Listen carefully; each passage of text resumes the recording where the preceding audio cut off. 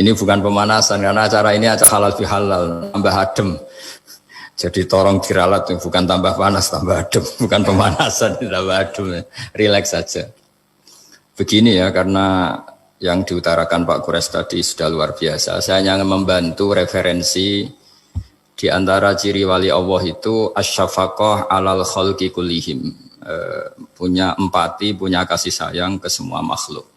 Bahwa takdir kita ada perbedaan itu ya wajar, tapi bahwa definisi itu nyata. Tadi beliau menyebut termasuk satu saudara atau satu komunitas dengan makhluk-makhluk Allah yang lain. Pernah suatu saat Nabi memuji ada seorang nakal itu, diterima tobatnya Allah karena di jalan ketemu anjing, kemudian ngasih minum anjing itu dan Allah mengampuni. Meskipun secara hukum usul fikih tidak bisa digeneralisir, misalnya kalau minumin anjing 1 surga, kalau 100 tambah surga. Nanti lupa minumin manusia gara-gara kebanyakan minumin anjing gitu. Tapi apapun itu faktanya ada cerita di hadis seperti itu. Kemudian menyangkut komunitas internasional yang beberapa diantaranya tentu beda agama, beda keyakinan. Saya mau membacakan cerita di kitab Ar-Risalah Al-Qushairiyah. Jadi saya hanya membantu referensi-referensi yang diajarkan guru-guru kita. Ar-Risalah Al-Qushairiyah adalah kitab kesayangan Mbah Maimun karena dulu mbah beliau dapat ijazah dari Said Umar Sato, kakaknya Said Abi Bakar Sato yang punya kitab I'anatul Thalibin. Dan kitab itu dibawa ke Indonesia sampai ke saya sebagai murid beliau. Di antara yang disebut dalam Ar-Risalah Al-Qushairiyah ini Thariqatu Ahlil Ilm, kitab Ar-Risalah Al-Qushairiyah itu. Saya baca nasnya ya, atau ibaratnya atau teksnya. Sami'tu ba'dal ulama yaqulu istadhafa majusiyun Ibrahim al-Khalil alaihi salam faqala bisyarti an tuslima. Famarral majusiyu fa'awhallahu ta'ala ilaihi mundu khamsina sanatan nut'imuhu ala kufri. Falau nawaltahu luqmatan min ghairi antu talibahu bitahyiri dini. Famado Ibrahim alaihi salam ala athari hatta adrakahu wa atadhara ilaihi fasalahu anis sabab fadzakara lahu dzalik fa aslamal majusiyu. Jadi suatu saat Nabi Ibrahim itu kan terkenal Abu Duyuf, orang yang mesti menservis tamu-tamu itu. Kita tahu dulu itu tidak ada warung, tidak ada hotel, tidak ada, ya pokoknya tidak ada mall. Sehingga kalau orang pergi itu kelaparan betul itu. Bahwa orang kaya pun kelaparan karena melewati padang pasir itu. Kalau sekarang kan orang mau sowan kiai makan dulu. Karena takutnya di rumah kiai kan makan sungkan. Jadi makan dulu nanti di kiainya tinggal pura-pura makan. Kalau dulu memang makan nih tamu itu wajib betul. Kalau enggak ya kelaparan betul tamu itu. Sehingga cerita suatu saat di antara tamu itu berakidah, berfaham majusi. Atau beragama majusi lah gampangannya itu. Terus Nabi Ibrahim enggak mau, saya mau ngasih makan syaratnya Anda harus Islam. Gitu. Akhirnya orang ini putus asa kemudian meninggalkan Nabi Ibrahim. Saat orang itu meninggalkan Nabi Ibrahim, Allah memberi wahyu ke Nabi Ibrahim.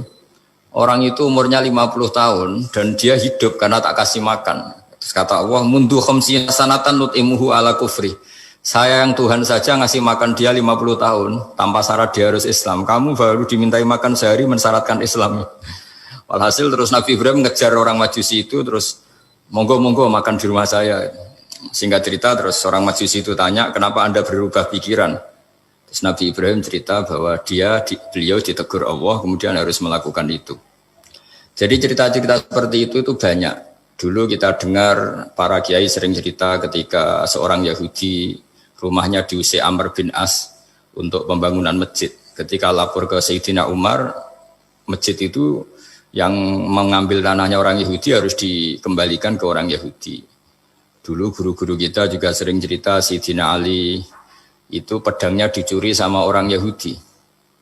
Ketika ketemu di pasar atau di jalan, kemudian Sayyidina Ali yakin itu pedangnya, dilaporkan ke Qadhi Syureh. Setelah itu Sayyidina Ali diminta buktinya apa, saksinya siapa kalau itu pedang Anda. Saksinya Hasan dan Husain. Tapi kata hakim, Said Hasan Husain itu keluarga Anda, tidak sah jadi saksi.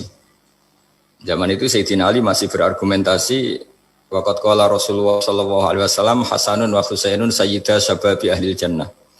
Tapi kata Imam Sureh tetap standar saksi itu tidak boleh dari keluarga. Singkat cerita, Qadhinya itu pakai standar hukum usul fikih, al-qaulu qaulu sahibil yad. Yang dibenarkan adalah yang sekarang megang barang itu. Ketika enggak ada saksi, al-musaddaq, yang dibenarkan al-qaulu qaulu sahibil yad, yang dibenarkan ya yang megang barang itu. Singkat cerita dimenangkan oleh orang Yahudi tadi. Setelah dimenangkan, Sayyidina Ali agak kecewa, masa seorang Amirul Mukminin sidang di pengadilan negeri kalah. Tapi orang Yahudi tadi akhirnya insaf, sadar sampai masuk Islam, sampai beliau ngendikan bihada taqumus sama wal ard, karena ini langit dan bumi berdiri karena keadilan itu. Jadi ini cerita-cerita referensi yang bisa menolong teman-teman siapapun berkomunitas internasional. Karena pikiran saya sederhana ya, al ilmu yurisul ahwal, ilmu itu melahirkan sikap. Jadi kalau kita punya referensi yang cukup tentang toleransi, insya Allah kita hidup di mana saja punya toleransi, karena toleransi itu juga ajaran agama. Di antara yang diceritakan para guru-guru kita adalah ketika Nabi mau dibunuh oleh orang namanya Daksur atau Duksur, siapa enggak tahu KTP-nya saya. Kiai-kiai kalau baca Daksur. Ketika beliau sedang santai di satu tempat, tahu-tahu ada orang yang mengambil pedangnya kemudian bilang mayyamna'uka minni ya Muhammad. Sekarang Anda sama saya berdua, siapa yang bisa menghalangi kamu? Nabi dengan rileks menghentikan Allah. Kemudian si Daksur ini gemetar, pedang jatuh. Kemudian diambil Nabi. Sekarang ya Daksur mayyamna'uka minni, yang bisa menghalangi kamu siapa? Orang itu bilang la ahada, tidak siapapun. Nabi dengan gampangnya fa'afa anhu, Nabi memaafkan. Padahal ini jenis harbi, jenis orang yang jelas punya niat bunuh. Terus artinya kita-kita yang ngaji di pesantren, saya ngaji di Mbah Maimun, punya Bapak Kiai Nur Salim, semuanya ngajarkan bahwa di mana-mana perang kekerasan itu ya karena kita diperangin. Udina lilladzina yuqatalun, karena kita diperangi kita boleh perang. Qatilul ladzina yuqatilunakum. Jadi yang boleh kita perangi ya zaman kayak kita dulu dijajah Belanda, dijajah Jepang zaman itu. Ketika sudah tidak ada penjajahan, ya alasan itu sudah hilang karena mereka tidak merangi kita. Jadi apa ya, perang ya ada konteks rasionalitasnya, damai juga ada konteks rasionalitasnya. Tapi karena kita punya tradisi referensi, teman-teman yang di Jerman tak bantu, tadi ada kitab Ar-Risalah Al-Qushairiyah, terus ada beberapa cerita-cerita tadi kayak Daksur. Kalau ayatnya jelas ya, jelas qatilul ladzina yuqatilunakum wa in janahu lisalmi fajnah laha wa tawakkal 'ala Allah. Bahkan seperti yang diceritakan Profesor Quraisy tadi, yang sedang kita benci pun bisa saja suatu saat teman. Dalam surat Mumtahanah itu atau Mumtahinah ada ayat asawwau ayyaj'ala bainakum wa bainal ladzina ataitum minhum mawaddah. Bisa saja orang yang sekarang kamu benci suatu saat kamu cintai.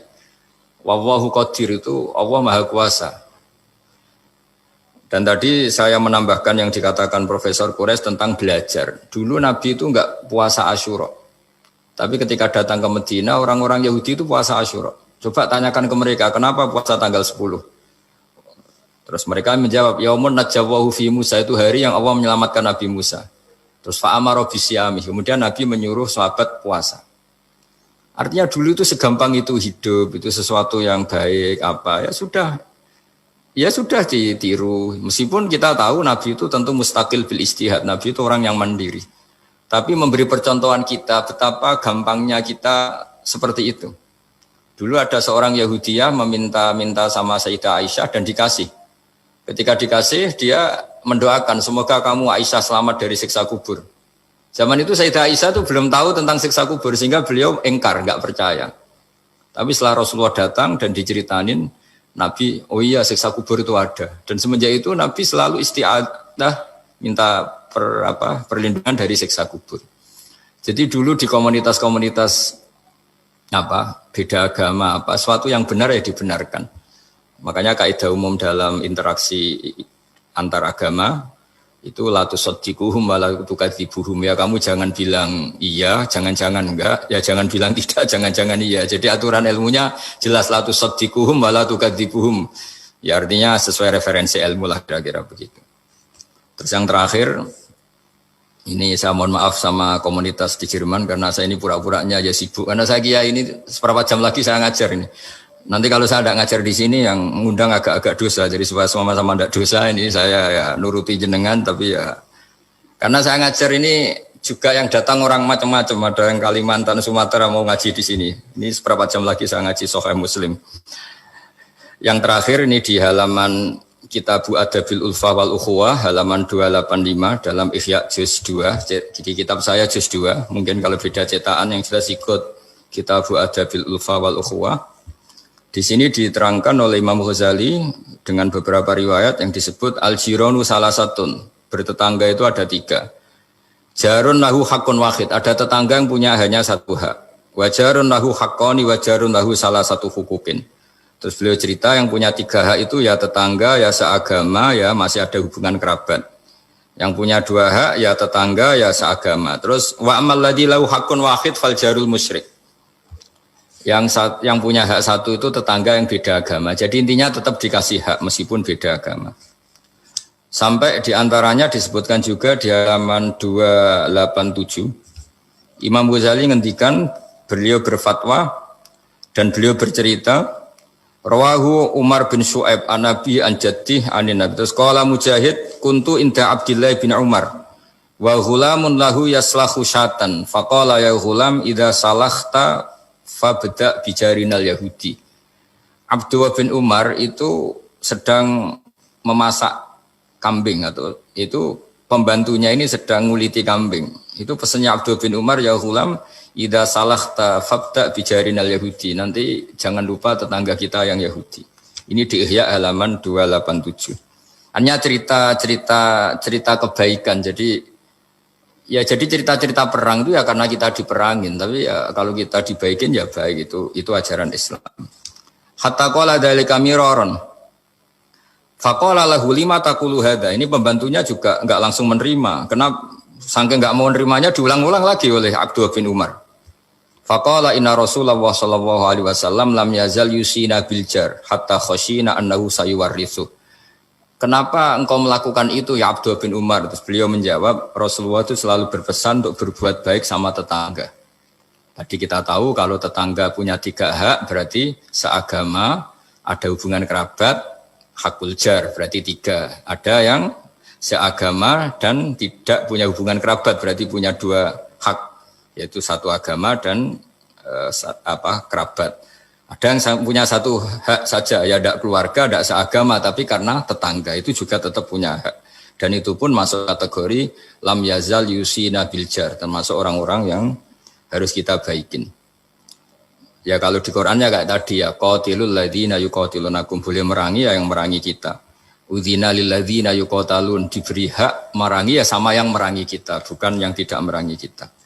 Terus waqala Hisham kanal hasanu la yara ba'san antut imal jarul yahudiyya wan nasraniyya min udkhiyatik. Bahkan sebagian ulama di sini disebut Hasan Basri berpendapat kalau berkorban, kalau punya tetangga Yahudi yang butuh enggak apa-apa dikasih dagingnya. Ini di halaman Ihya 287 juz 2. Jadi dari cerita-cerita itu dan referensi-referensi itu teman-teman di Jerman enggak usah khawatir lah kalau kiai-kiai kayak kita itu berfatwa enggak boleh berkomunitas internasional nanti takut begini-begini enggak lah. Kita bacanya ya sama seperti yang dibaca Profesor Kures, sama yang dibaca guru-guru kita.